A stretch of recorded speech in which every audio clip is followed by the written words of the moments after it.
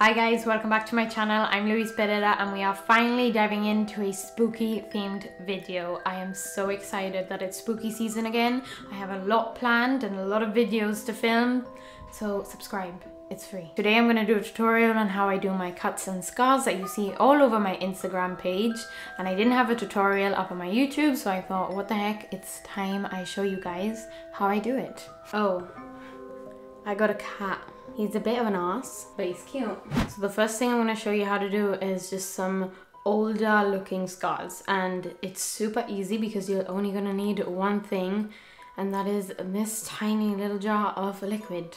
This is Mehron's Rigid Collodion, and this is going to make your life 10 times easier. So all you have to do is basically run this liquid over the area where you want the scar to be, and by some form of magic it tightens your skin and makes it look like a scar. So I'm just gonna go ahead and put this on around the skin where I want this scar to appear. And then I'll let it dry. And we're gonna do a few layers of this, and slowly you'll start to see something happening. And I always do any cuts or scars before any of the rest of the makeup. We have a scar. It's so easy, it shouldn't exist. To finish this off, I would just add a few more details, and that will come after I have done the rest of my makeup. But before we can do that, I need to show you guys how to do a nice, fresh, gory wound. I want to go super gory, so I'm going to do a sliced neck. Very morbid today. It's spooky season, I can get away with it. The most important thing you're going to need is some modeling wax. This is just Mehron's modeling wax. You can see it is well loved. And the first thing you're gonna have to do is hack away at this and get a decent chunk of wax out. I will just get a little bit at a time and start warming it up, and I'll start to just play with it and mold it.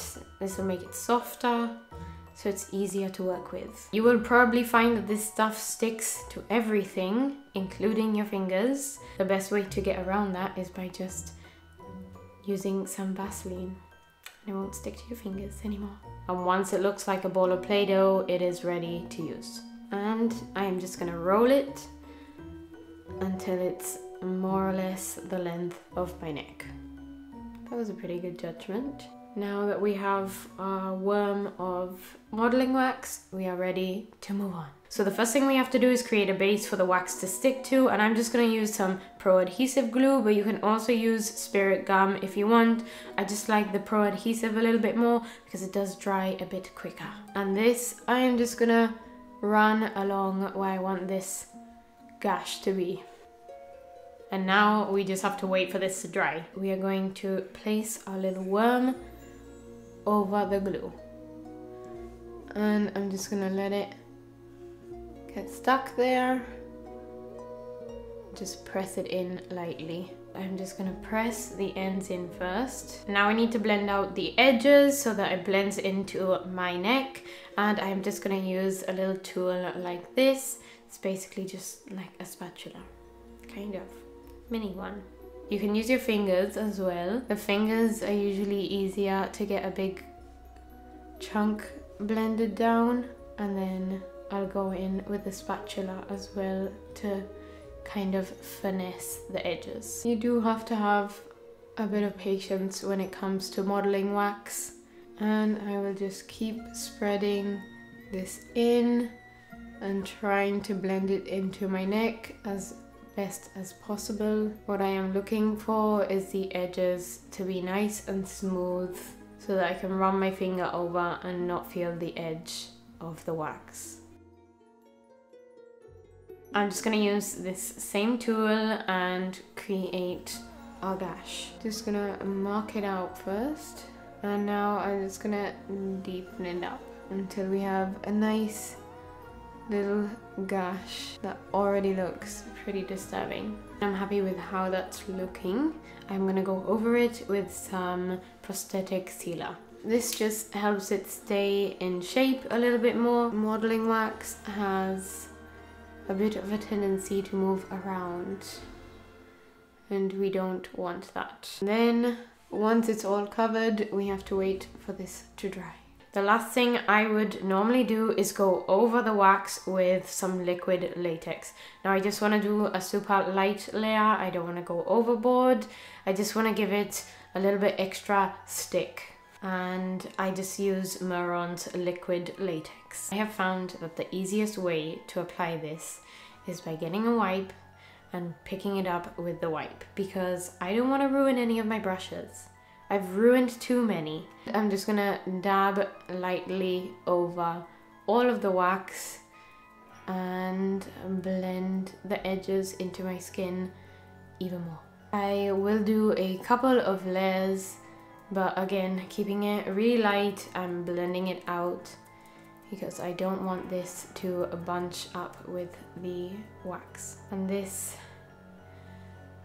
might also take you a few minutes because you will have to wait for the latex to dry before you can do another layer. Now that the liquid latex has dried, the last thing I need to do is set this wound with powder. So I'm just gonna grab any loose powder and I'm gonna use my Lindt Cosmetics L3 brush to apply. And I also have a code with Lindt Cosmetics now, that is Louise, and that will get you 20% off. So if you want to save some money and get some brushes, there's my code.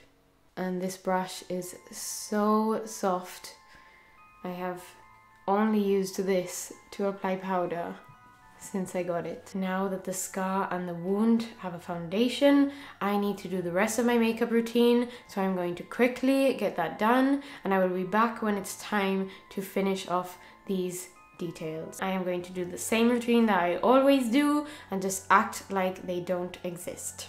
So in the next second, I probably look very different. We are back, the makeup is done, and we are ready to add those final details to these wounds. I gave myself quite a dramatic look, but it's a mood. I am going to use some water activated paints, and this is just my Mehron Paradise palette. First, we're gonna go in with a light peachy shade over the scar just to mark where everything is. And now I'm gonna go in with a bit more of a reddy shade and just go over that again. And I kind of wanna dull that down again, so I'm just going over it with some water. We're gonna add a darker shade, and this we're going to concentrate on where the deepest part of the scar would be. Now with a kind of peachy pink shade, I'm going to just buff around the edges of the scar. I still want the scar to look like it hurts. So we're just going to make the skin look a little bit irritated around the scar, and that a pinky peachy shade should do perfect. That is the scar complete. I love how it turned out. Now it's time to move on to the neck. I'm just gonna go straight in with some watercolors and I'm gonna paint the inside of this wound in red. This will give us a good base to start off with. Just get all of the inside painted. We don't really have to worry that much about how it's done.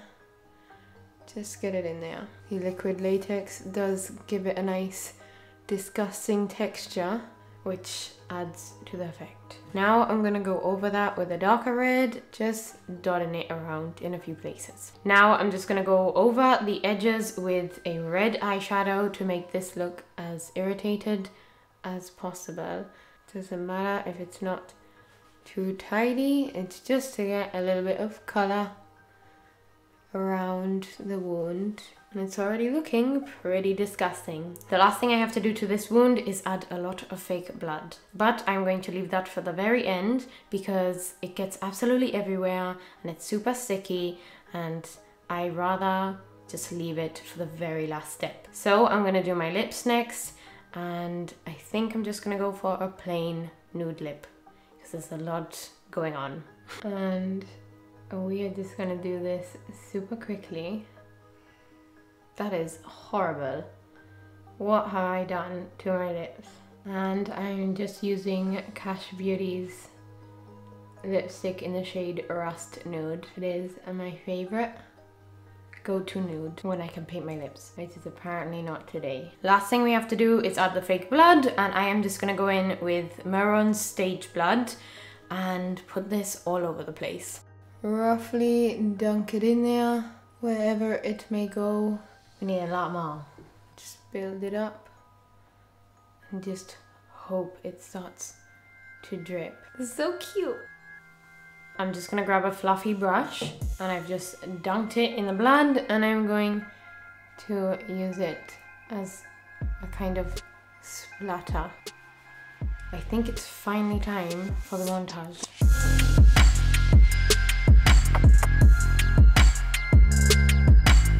That's it. That's how I do my scars and cuts.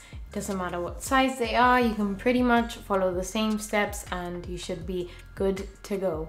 Honestly, the scar is super easy to do, and I popped in a contact to make it look a little bit more creepy. The cuts obviously take a little bit more effort, especially when you're working with modeling wax, but they are super worth it. They look very creepy and very gory. I hope you guys enjoyed the video. I'm assuming if you made it this far you did, so you might as well like, subscribe, ring the bell, do the works, and you might as well follow me on my other social medias because I post a lot more on them than I do over here. That's it for now, and I'll see you in the next one. Bye! It's spooky season looking thing. My cat is very opinionated today. I don't know what's gotten into him. Again, maybe I do, really. Oh, the cat's back. Cove, it's very late. Please. I know it's pretty daunting when you want to try Kovu! I hope the tutorial was easy enough for you to follow along. I hope the tutorial was easy enough for you to Are you done? Okay.